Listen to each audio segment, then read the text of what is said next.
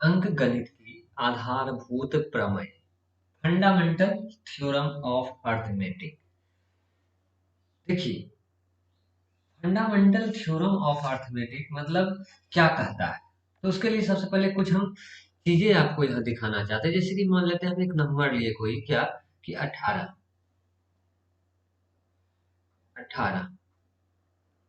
तो 18 को हम लोग कैसे लिख सकते हैं? 2 गुना 3 लिख सकते हैं। तो कहने का मतलब इसको लिख सकते हैं 2 का पावर 1 गुना 3 का पावर 2। इसी तरह 24 ले लेते हैं, चलिए 24, तो इसे लिख सकते हैं 2 गुना 2 गुना 2 गुना 3। कहने का मतलब 2 का पावर 3 गुना 3 का पावर 1। इसी तरह 8 ले लेते हैं, तो इसको क्या लिखेंगे? 2 गुना 2 गुना 2। कहने का मतलब ये क्या है? 2 का पावर 3। तो देखिए, आधारभूत प्रमेय जो अंकगणित का है उसके अनुसार क्या कहता है कि प्रत्येक भाज्य संख्या को अभाज्य संख्याओं के गुणनफल के रूप में व्यक्त किया जा सकता है। इसका स्टेटमेंट क्या है? तो हम लिख देते हैं, जो प्रमेय है, थ्योरम है, वो थ्योरम क्या कहता है? प्रत्येक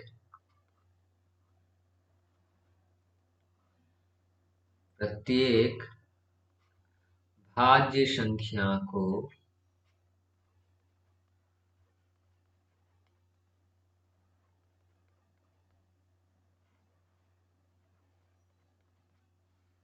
अभाज्य संख्याओं के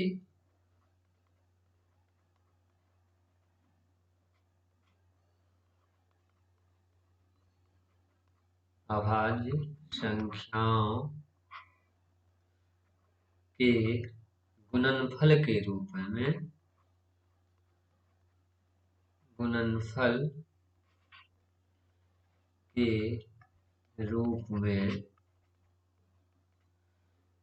व्यक्त किया जा सकता है। यही थ्योरम है और इस पे कुछ क्वेश्चन भी बनता है जो आपको आगे करना है। ठीक है, अब व्यक्त हम लोग किस विधि से करते हैं? जो ये व्यक्त होता है, ये व्यक्त करने की विधि मतलब एक्सप्रेस हम लोग किस तरह से करते हैं? एक्सप्रेस हम लोग इसको दो विधि से करते हैं। एक्सप्रेस हम लोग इसको दो विधि से करते हैं। पहला, अभाज्य गुणनखंड विधि। अभाज्य गुणनखंड, प्राइम फैक्टराइज।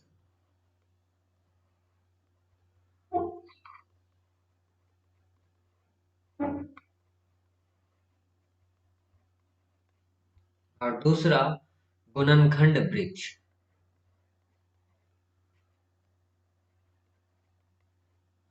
गुणनखंड वृक्ष, फैक्टर ट्री।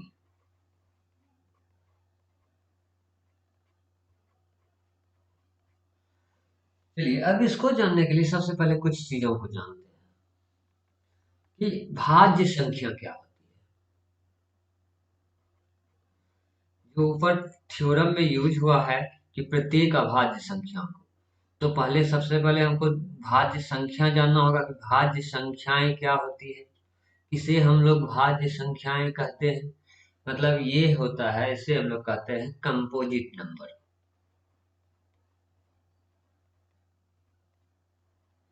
कंपोजिट नंबर,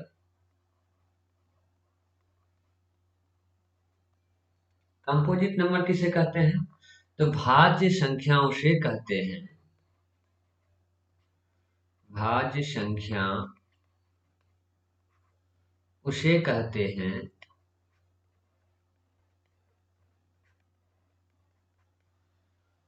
इसका गुणनखंड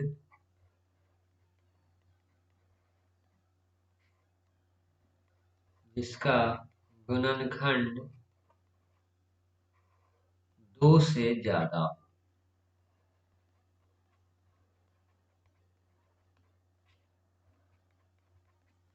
जैसे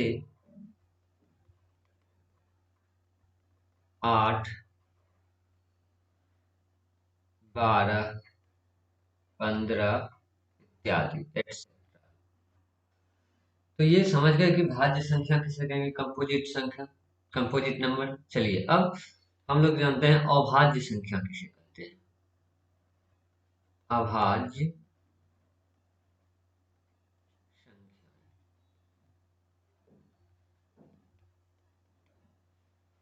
प्राइम नंबर।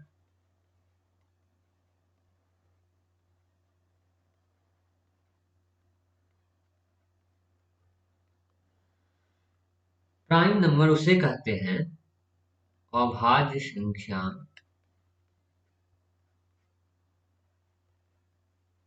अभाज्य संख्या उसे कहते हैं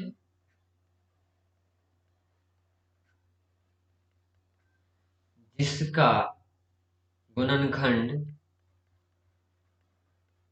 जिसका गुणनखंड सिर्फ 2 हो।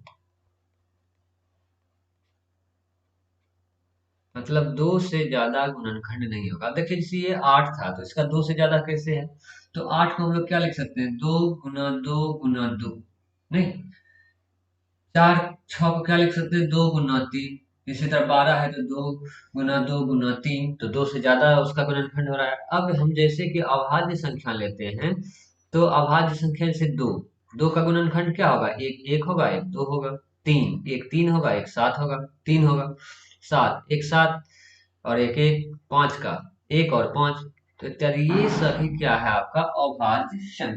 तो समझ गए अब अभाज्य संख्या क्या होता है और भाज्य संख्या क्या होता है। तो चलिए इससे हम सबसे पहला क्वेश्चन करते हैं। क्वेश्चन नंबर 1, देखिए इतना क्वेश्चन आपको करा देंगे कि एक्सरसाइज आप खुद से भी बना सकते हैं। नहीं, 336 को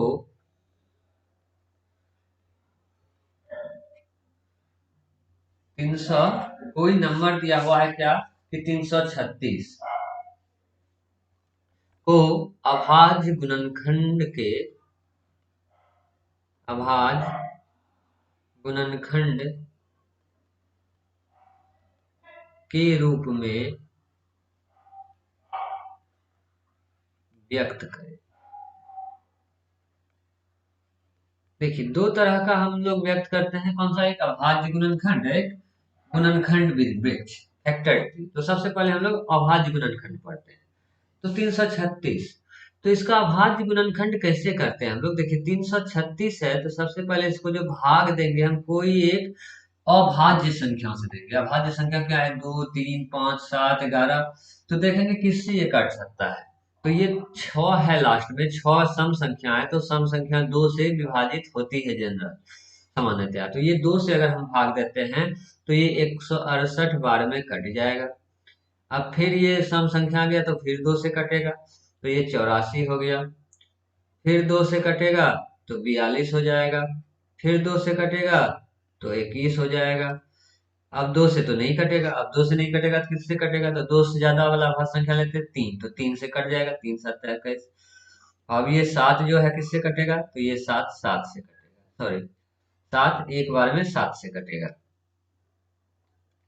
और ये विधि हमको तब तक कैरी करते रहना है जब तक कि हमारा लास्ट जो है ये एक ना आ जाए। जब एक आ जाएगा तो हम उसको छोड़ देंगे, तो हम इसको लिख सकते हैं, 336 को हम लिख सकते हैं, 336 बराबर 2 गुना 2 गुना 2 गुना 2 गुना 3 गुना 7, लिख सकते हैं। जो भी इधर आया गुणक, उस गुणनखंड उसको हम लोग लिख दिए। तो इसको हम लोग क्या लिख सकते हैं, 2 का पावर 4 गुना 3 का पावर 1 गुना 7, या फिर 7 का पावर 1, ऐसे करके। तो देखिए 2 3 7 क्या है, अभाज्य संख्या है, तो ये अभाज्य संख्या के रूप में क्या हो गया, व्यक्त हो गया, इसे व्यक्त कर दिया। अब हम लोग फैक्टर ट्री मेथड मतलब गुणनखंड वृक्ष विधि पढ़ते हैं। ठीक है, चलिए ये समझ में आ गया। तो दूसरा गुणनखंड वृक्ष क्या होता है उसको समझते हैं। देखिए, ट्री है तो कोई भी जो वृक्ष होते हैं उसकी बहुत सारी डाली होती है, तो बस वही डाली के रूप में करते हैं। जो भी जो वृक्ष होता है उसका क्या पार्ट, कौन सा पार्ट होता है, देखिए एक पार्ट होता है ब्रांच और एक पार्ट होता है रूट। तो उसी रूप में हम लोग उसको करेंगे। चलिए, गुणनखंड वृक्ष, फैक्टर ट्री।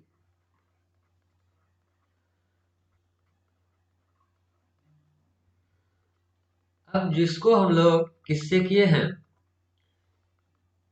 अभाज्य गुणनखंड विधि से किए हैं, उसी नंबर को हम लोग ले लेते हैं। मान लिए कि ये 336 है जिसको हमें फैक्टर ट्री से गुणनखंड करना है, नहीं? तो ये क्या कहलाएगा, ये डिविडेंड कहलाएगा। तो इसको हम लोग चलिए भाज्य ले लिए, और ये जो भाज्य है इसको हम लोग रूट मान लेते हैं, जड़। किसका जड़, याद करने के लिए आपको बता रहे हैं, ये सब चीज वैसे लिखना नहीं है, सिर्फ आपको याद करने के लिए। तो ये जड़ हो गया किसी भी वृक्ष का।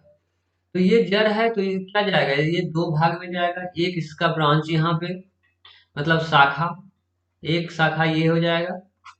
चलिए एक शाखा अलग कर दिए, और फिर ये क्या हो जाएगा, दूसरा शाखा, नहीं, एक शाखा दो शाखा, और इसी तरह ये शाखा व्यवस्थ करते जाएंगे। तो ये शाखा जो होता है पहला, ये होता है भाजक। पहला एक शाखा होता है भाजक, और एक शाखा होता है क्या, भागफल। ये क्या हो गया, भागफल हो गया। तो अब भाजक में हम कोई क्या करते हैं, अभाज्य संख्या लेते हैं। तो अभाज्य संख्या हम ले लिए दो, तो दो लिए, तो दो से जब इसको भाग देंगे तो भाजक कितना आएगा, भाजक 168 आएगा। अब ये 168 जो भाजक आया, ये हमारा क्या बन जाएगा, ये हमारा जड़ बन जाएगा, मतलब ये अब भाज्य हो जाएगा।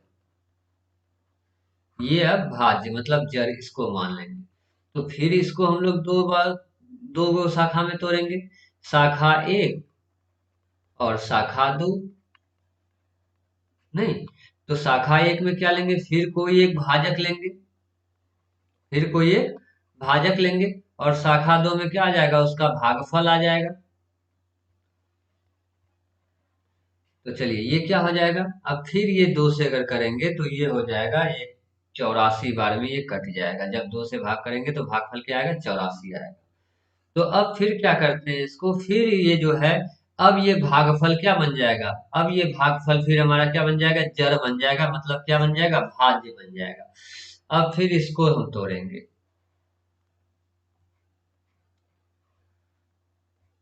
तो इसको जब तोड़ेंगे तो ये दो से फिर टूटेगा, दो से भाग देंगे तो 42 बार में कट जाएगा।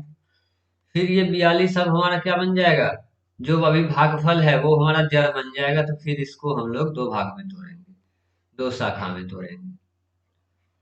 एक शाखा भाजक होगा, दो ले लिए तो ये हो गया 21। फिर अब क्या करेंगे, फिर अब इसको हम लोग करेंगे, फिर ये आएगा, फिर इसको दो बार में तोड़, दो शाखा में तोड़ेंगे, तो एक शाखा 3, एक शाखा 7। अब फिर क्या होगा, ये इसको तोड़ेंगे हम दो शाखा में, तो एक शाखा 7, एक शाखा 7, और एक शाखा 1। तो हम यहाँ देखें कि ये एक आ गया, मतलब लास्ट का भागफल जो है हमारा वो एक आ गया। और जब हमारा लास्ट में भागफल एक आ जाता है तब हम यहाँ क्या जाते हैं, रुक जाते हैं। तो हम लोग क्या कहेंगे, जब भागफल एक आ जाए, एक आ जाए, तो हमें रुक जाना है, याद रखने के लिए लिखा गया है, हमें रुक जाना है। और इस तरह से जो भी शाखा है पहला वाला, ये उस सभी शाखा को हम क्या करेंगे, व्यक्त कर देंगे, और वही क्या होगा, उसका फैक्टर गुणनखंड वृक्ष हो जाएगा। तो हम लोग 336 को लिखेंगे तो क्या लिखेंगे, देखिए पहला भाजक, जितना भी भाजक है वो ले लेंगे, फिर दूसरा भाजक 2 है, तीसरा भाजक भी 2 है, चौथा भाजक भी 2 है, पांचवा भाजक 3 है, और छठा भाजक क्या है, 7 है। तो इस तरह से हम इसको लिखे 2 का पावर 4 गुना 3 गुना 7। तो ये हमारा हो गया गुणनखंड वृक्ष, फैक्टर ट्री। ठीक है, चलिए अब ये समझ में आ गया। तो अब हमें इस टाइप का कोई यही क्वेश्चन पूछता है ज्यादा, बहुत आसान है। चाहे तो क्या बोलेगा कि चाहे तो अभाज्य गुणनखंड विधि से गुणनखंडित कीजिए, या फिर फैक्टर ट्री गुणनखंड वृक्ष विधि से कीजिए। तो हम ये दोनों विधि समझ गए हैं, इससे हम लोग कर सकते हैं इसको। चलिए आगे बढ़ते हैं हम लोग, आगे बढ़ते हैं। आप कहाँ पे, तो सबसे पहले हम समझते हैं दो चीज को। HCF जो हमें निकालना है इसमें, वो HCF हम लोग किसे कहेंगे। देखिए HCF इंग्लिश में आप इसका फुल फॉर्म जानते होंगे, कहता है हाईएस्ट कॉमन फैक्टर, और इसे हम लोग हिंदी में कहते हैं महत्तम समापवर्त। नहीं, लेकिन यहाँ एक चीज आपको याद रखना होगा, महत्तम समापवर्त क्या होगा। तो उसके लिए हम लिख रहे हैं, इस चीज को अगर याद रख लीजिएगा तो कहीं भी बनाने में कोई दिक्कत नहीं होगा। जैसे कि हम कह रहे हैं कि HCF क्या होगा, तो संख्याओं में प्रत्येक उभयनिष्ठ मतलब कॉमन, जो सब में होगा, उभयनिष्ठ अभाज्य गुणनखंड, अभाज्य गुणनखंड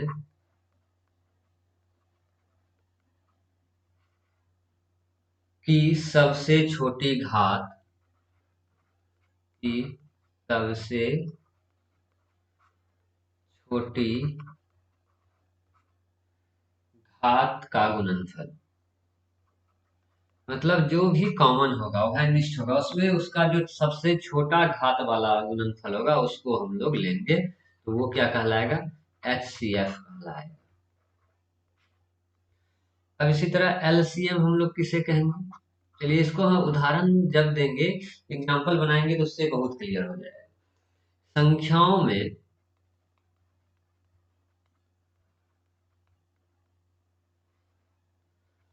संख्याओं में संबंध प्रत्येक अभाज्य गुणनखंड की,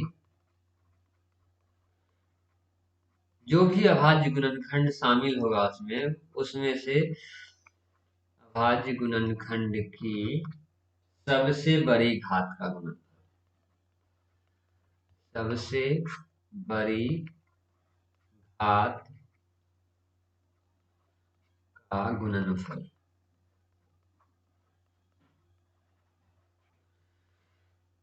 इसी पे हमारा सारा क्वेश्चन बनेगा। अब जैसे कि मान लेते हैं हमें दो कोई संख्या है, तो अभाज्य गुणनखंड विधि द्वारा तो उसे हम लोग निकाल लेंगे। नहीं, कह रहा है क्वेश्चन क्या पूछ सकता है कि कोई संख्या दे देगा, बोलेगा उसका क्या निकाले, LCM और HCF निकाले अभाज्य गुणनखंड विधि द्वारा। कोई भी दो संख्या, तीन संख्या, चार संख्या भी दे सकता है। नहीं, तो बस हमें वो चीज याद रखना चाहिए, किस तरह से हम उसको बनाएंगे। अब जैसे कि मान लेते हैं, कह रहा है अभाज्य गुणनखंड विधि द्वारा, विधि द्वारा 96 और 104 का, 104 का HCF और LCM और HCF ज्ञात कीजिए, HCF ज्ञात कीजिए। चलिए ऊपर जो हम लोग लिखे हैं, दिख रहा है आपको, उसी का हम लोग यूज करेंगे। तो सबसे पहले तो अभाज्य गुणनखंड है, तो सबसे पहले हम क्या करेंगे, अभाज्य गुणनखंड निकालेंगे। तो 96 का अभाज्य गुणनखंड निकालिए पहले। तो 96 को हम लोग कैसे निकालेंगे अभाज्य गुणनखंड? तो 96 सम संख्याएं, तो सम संख्याओं से कट जाएगा, तो सबसे छोटा सम अभाज्य जो होता है 2 होता है। तो 2 से करेंगे तो ये 48, फिर 2 से 24, फिर 2 से 12, फिर 2 से 6, फिर 2 से 3, 3 से 1। तो हम लोग 96 को क्या लिख सकते हैं? अब हम लोग डिसिम्प्लाई करेंगे। 96 को हम लोग लिख सकते हैं 2 गुना 2 गुना 2 गुना 2 गुना 2। 5 बार 2 है, 1 बार 3 है, तो ये हो गया 2 का पावर 5 गुना 3 का पावर 1। इसी तरह देखिए वहां 404 था, तो 404 का हम लोग कैसे निकालेंगे? 404 को 2 से घटाएंगे तो दूसरा 2 बार में कटेगा, फिर 2 से 101, और 101 भी एक अभाज्य संख्या है, तो ये हो गया 2 गुना 101 बराबर 2 का स्क्वायर गुना 101। अब चलिए हम लोग बात करते हैं यहाँ पे कि HCF, दिस इम्प्लाइड, अब हमें निकालना क्या है? तो हमें निकालना है HCF और LCM। तो HCF किसका किसका? 96 और 404 का। तो देखिए हम लोग परिभाषा क्या लिखे? संख्याओं में प्रत्येक उभयनिष्ठ अभाज्य गुणनखंड की सबसे छोटी घात, मतलब दोनों जो अभाज्य गुणनखंड निकला है उसमें जो सबसे छोटा घात होगा। अब देखिए 2 इसमें भी है, 2 इसमें भी है, 3 इसमें है लेकिन इसमें नहीं है, तो कॉमन दोनों में क्या है? 2 है। अब 2 जो कॉमन है उसका सबसे छोटा घात क्या है? यहाँ 2 का घात 5 है और यहाँ 2 का घात 2 है। तो सिंपल सी बात है, 2 का सबसे छोटा घात क्या है? 2 का घात 2 है। तो हमारा HCF क्या हो जाएगा? 2 का पावर 2 बराबर। एलसीएम अगर निकालेंगे तो एलसीएम क्या कहता है? देखिए एलसीएम के लिए क्या बोल रहा है क्वेश्चन में? तो एलसीएम कहेंगे हम कि संख्याओं में क्रमबद्ध प्रत्येक अभाज्य गुणनखंड की सबसे बड़ी घात, जो भी अभाज्य गुणनखंड शामिल है वो सारा का जो सबसे छोटा घात होगा वो ही क्या कहलाएगा उसका? वो आपका एलसीएम कहलाएगा। तो जैसे कि इसमें देखिए सबसे छोटा कौन कौन सा शामिल है? 2 शामिल है, 3 शामिल है और 101 शामिल है। तो 2 शामिल है तो 2 का सबसे बड़ा घात क्या है? 2 का पावर 5 है। 3 इसमें है, उसमें नहीं है, लेकिन शामिल तो है, 3 भी आ जाएगा, तो 2 का पावर 5 और 3 भी हो जाएगा, और फिर 101 भी हो जाएगा। और इस तरह से हम क्या कर सकते हैं? किसी भी संख्या का गुणन क्या निकाल सकते हैं? एलसीएम निकाल सकते हैं। तो इस तरह से इसका एलसीएम क्या होगा? 2 जो है दोनों सब 2 शामिल है गुणनखंड में, तो 2 का सबसे बड़ा घात 5 है तो 2 का 5 लिख दिए। इसका क्या है? 3 है, 3 इसमें है तो 3 का सबसे बड़ा घात क्या है? इसमें 3 का पावर क्या कर सकते हैं? देखिए इसमें अगर हम 3 लिखना चाहे तो 3 का पावर क्या होगा? 0 होगा, नहीं? और इसमें 101 है, नहीं है, तो 101 का पावर हम क्या लिख सकते हैं? 0 लिख सकते हैं। तो इस तरह से इसको जब हम गुना किए तो हमारा आएगा 96 ध्यान में। चलिए एक और क्वेश्चन करते हैं, बहुत ज्यादा क्लियर हो जाएगा उससे। अब हमें कह रहा है, मान लेते हैं क्वेश्चन नंबर 2 कि 17 अभाज्य गुणनखंड विधि से, अभाज्य गुणनखंड विधि से 17, 23 और 29 का एलसीएम एवं एचसीएफ निकाले। एलसीएम एवं एचसीएफ निकाले। तो सबसे पहला हम वही कहेंगे, अभाज्य गुणनखंड लिखेंगे। तो 17 को, चलिए इसको हमें डायरेक्ट अभी लिख रहे हैं कि 17 को हम लोग क्या लिख सकते हैं? 17 गुना 1 लिख सकते हैं। 23 खुद अभाज्य गुण है, तो ये लिख सकते हैं 23 को 23 गुना 1। 29 है तो 29 को भी हम लोग सब लिख सकते हैं 29 गुना 1, नहीं? अब देखिए इसको हम लोग ऐसे लिख सकते हैं, देखिए इसमें 17 है, इसमें 23 है, इसमें 29 है, कॉमन तो कुछ है नहीं। तो हम लोग इसको इस तरह से भी लिख सकते हैं, 17 का पावर 1 गुना 23 का पावर 0 गुना 29 का पावर 0। सब में कॉमन टर्म लाने के लिए 23 को हम लोग क्या लिख सकते हैं, 17 का पावर 0 गुना 23 का पावर 1 गुना 29 का पावर 0। इसी तरह हम 29 को क्या लिख सकते हैं, 17 का पावर 0 गुना 29 का पावर 23 का पावर 0 गुना 29 का पावर 1। अब हमारा बोल रहा है कि HCF। HCF क्या होगा, जो सब में कॉमन होगा, ठीक है, उसका सबसे छोटी घात। तो कॉमन क्या है इसमें सब में, देखिए 17 का पावर जो कॉमन है, क्या कॉमन है देख सकते हैं, 17 17 17 सब में हम बना दिए कॉमन उभयनिष्ठ के रूप में। तो 17 का सबसे छोटा घात क्या है, तो 17 का पावर 0। इसी तरह 23 का सबसे छोटा घात क्या है, 0। इसी तरह 29 का सबसे छोटा घात क्या है, 0। और किसी भी संख्या का पावर 0, मतलब एक चीज याद रखें, x का पावर अगर 0 है तो इसे हम लोग क्या कहते हैं, 1 कहते हैं।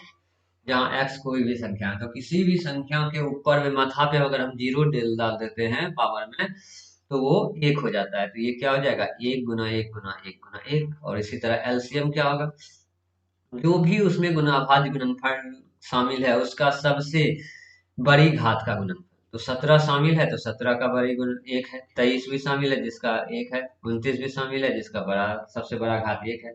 तो इस तरह से ये हो जाएगा 1 1 3, गुणनफल जब इसका निकालेंगे तो 3 9। तो इस तरह से हम इसका क्या निकाल सकते हैं, एलसीएम और एचसीएफ निकाल सकते हैं। चलिए अब हम लोग पढ़ेंगे एलसीएम और एचसीएफ के बीच रिलेशन क्या होता है।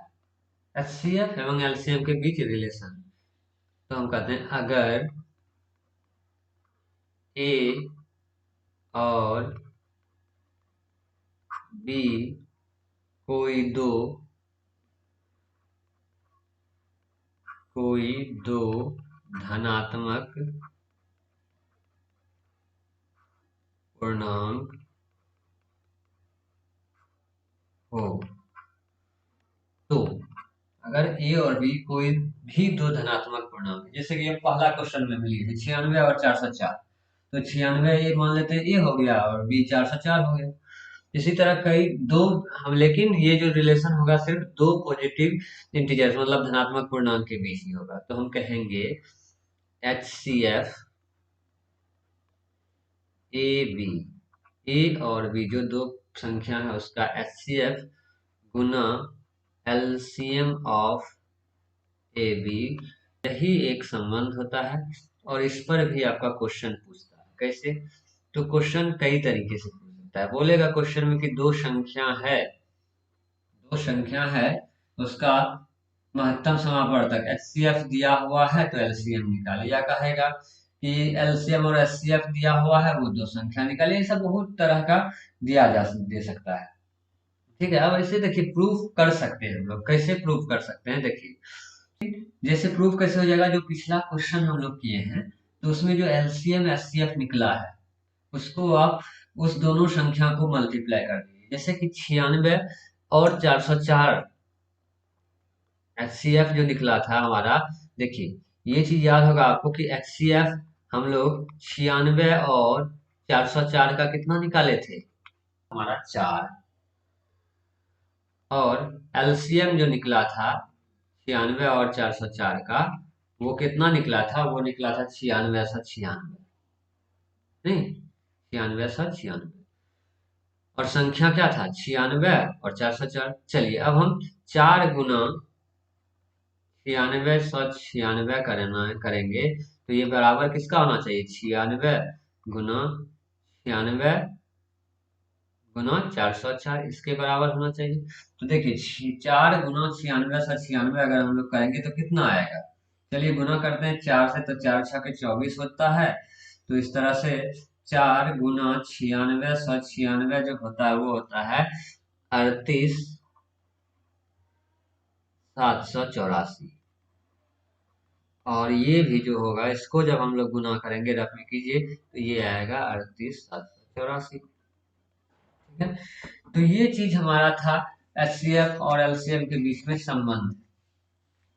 अब कह रहा है कि क्वेश्चन में आपको कह सकता है कि किसी तरह का कि गुणनखंड विधि द्वारा HCF ज्ञात कीजिए, LCM ज्ञात कीजिए, तो इस सब टाइप का क्वेश्चन आपको आएगा।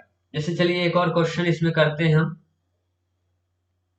इस टाइप का क्वेश्चन आता है, कह रहा है कि अगर HCF 510 92 का 2 हो तो LCM निकालें।